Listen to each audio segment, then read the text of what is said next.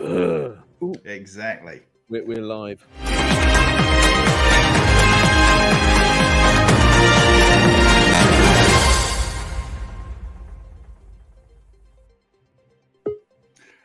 Greetings and a warm welcome. This is the 10 o'clock news from the EV Café, brought to you by Geotab, My Energy, the AA, EV Civils, and Interval.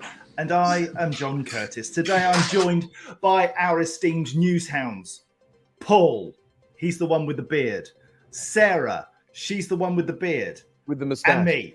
So, with the moustache from Movember. So get a cuppa and buckle up for the latest in sustainability news. And Darren and Vona, you were correct. Me, Paul, and Sarah. Now then, 1 in 5 van drivers are overwhelmed by their work daily. And fleet operators are being urged to prioritise the mental health of their drivers, as new research reveals that around half have experienced mental health issues in the past year.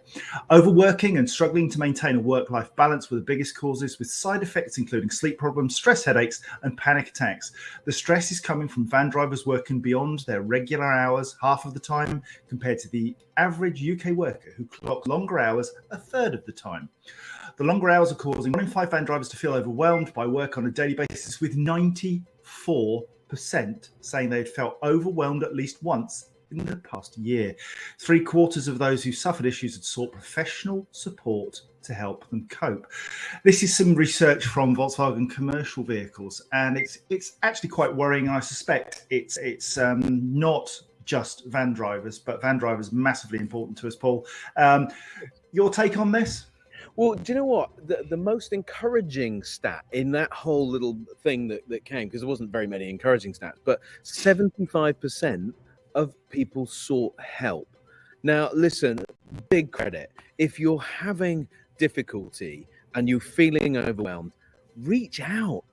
People are here. The EV Cafe community is here. Everybody probably on this call would take a call from a friend to support one another. So I think it's fantastic. But Volkswagen Commercial Vehicles have just now launched the VW ID Buzz and, of course, the Buzz Cargo. And it's a sublime drive, people. That's good for your mental health and well-being, let me tell you.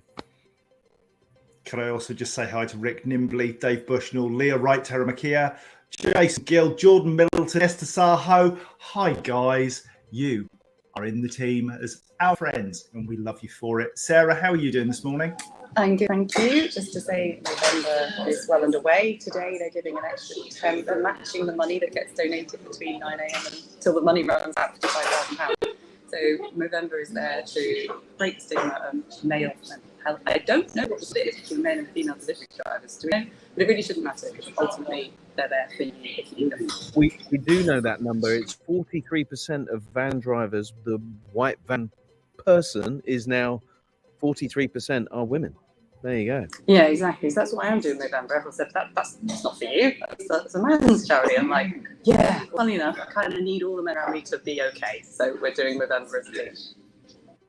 It's team. We're all a team.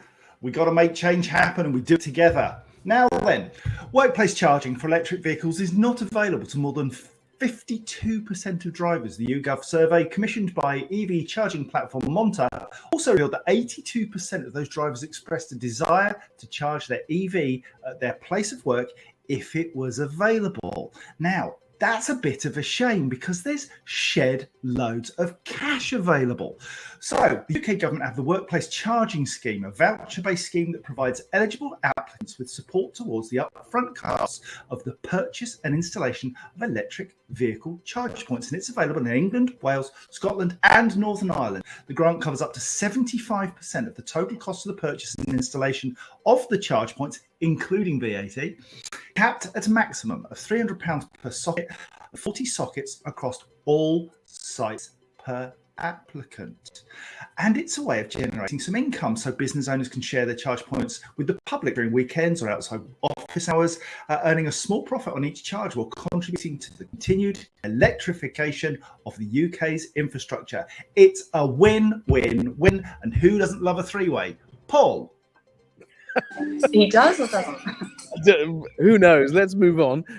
So it's £350 for the grant, so which is great, and I think it might even be more in Scotland. I think Scotland are a little bit more generous on the transition to EV, which is great. So everybody move to Scotland, and then you can get your electric charging cheaper. So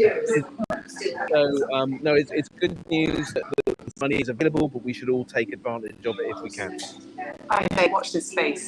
We're doing something called Patreon. I cannot wait to tell you about. It's about making those applicants, so businesses, feel like they can almost be their own CPO. Watch this space. Ooh, good stuff. Developing a CPO program for business. That's what she said.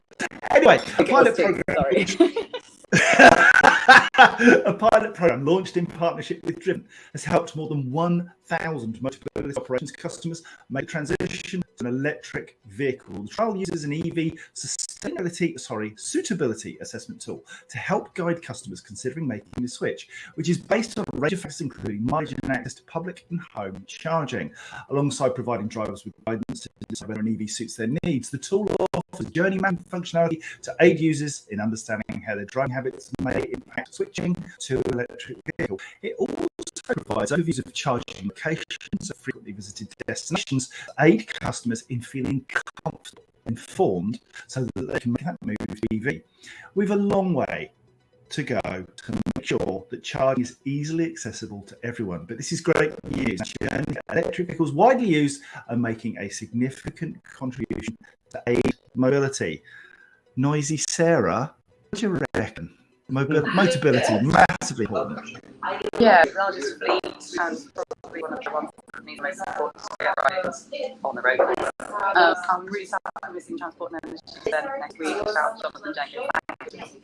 Along with months, some live dates after there, but every single month the announcement, this is such a demonstration, it's quite paying off. So just keep doing what you're doing. Keep doing what you're doing, and hola to Richie Martin. He's in the house. Richie Martin, fully charged, loving your work, my friend. Paul. It's 650,000 vehicles and even 30-something thousand vans which are drive from wheelchair. So I mean, as a fleet, it's a highly influential fleet. So it's great to see that people are really looking at this whole process, and really interested to see that the charge point thing is central to that being able to transition. And so I'm sure accessibility is being thought of, particularly with the mobility working with ChargeSafe, to understand the accessibility of chargers. So it's great. Now then, Darren Viner really is on it today. Parlez-vous, Sarah. Now, he knows the story that's coming next. He must do, because the French Senate, and it's not often I want to be French, but the French Senate has approved a bill requiring parking lots with a minimum of 80 spaces to be covered by solar panels. Come on! Parking lots with between 80 to 400 spaces will have 5 years, starting July 2023, to be compliant. Any larger lots will have less time, only 3 years from the same date. In all cases, at least half of the area of the parking lot must be covered with solar panels. The government says the plan, aimed primarily at parking lots off freeways and major routes, could generate, hold the bus people, could generate up to 11 gigawatts, the equivalent of 10 nuclear reactors. C'est formidable, oui. It's just paraphernalia, though, isn't it? It's just paraphernalia. Behave yourself. No, that's what. Well, it's something stupid. Now that I've said that about myself. Oh, I see. Yeah, do you remember? Yeah. No, but that's fantastic, and a good example of how if you do use carrot and stick, sometimes it gets you the way you need to be. Well, I think the focus on energy and getting energy to be able to power the grid and localities. I mean, we saw it last year on the EV rally up in Leeds, where all the parking bays were covered with solar panels, and they were storing energy and sending it back to the grid and not using any grid energy. It was a really impressive thing, and I think if we did that in the UK, that'd be fantastic too. It's not very often we are jealous of the French, but seriously, that is a brilliant initiative. and we should be doing it for public buildings as well. Should be no excuse. We should be putting solar in wherever we can. Anyway, finally, on Wednesday, 16th of November at 12 noon, we bring together experts in the field of clean last mile delivery, lean, green, and soon to be seen because it's Christmas. I'm sorry, I used the C word. I apologize. Anyway, go to the evcafe.org, click on upcoming and hit the Zoom link and be assured that we will keep a seat warm for you. Now stop your pointing because this I was clicking the link. I see. I'm such an idiot. I do apologize. Click the link. Click.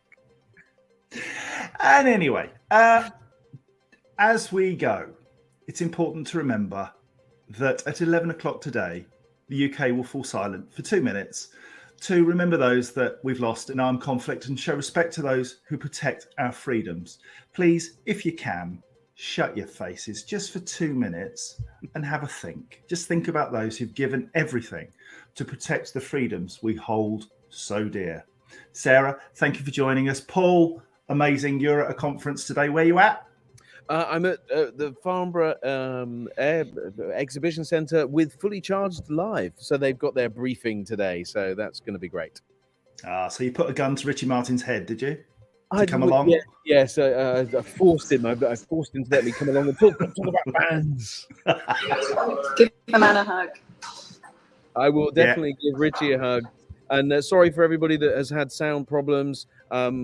We've not got it our end, so I don't know what's being caused there as sound problems. But so sorry to you all. The beauty of it. I was going to say, the beauty of this is that it's all recorded and it is possible. We much appreciate you taking your time on a Friday to come and join us. So thank you for that. Thank you for bearing with us. Watch the recording. It will be dropping as soon as we're finished. Until next Friday, it's goodbye from me. It's goodbye from them. And this has been an EV Cafe production. Other sustainability news services are available, but this is just funner.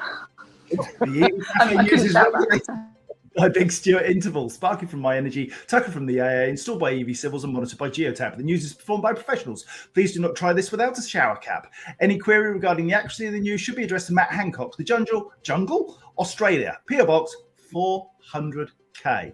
Thank you very much. We're out of here. Night, night. See you next week.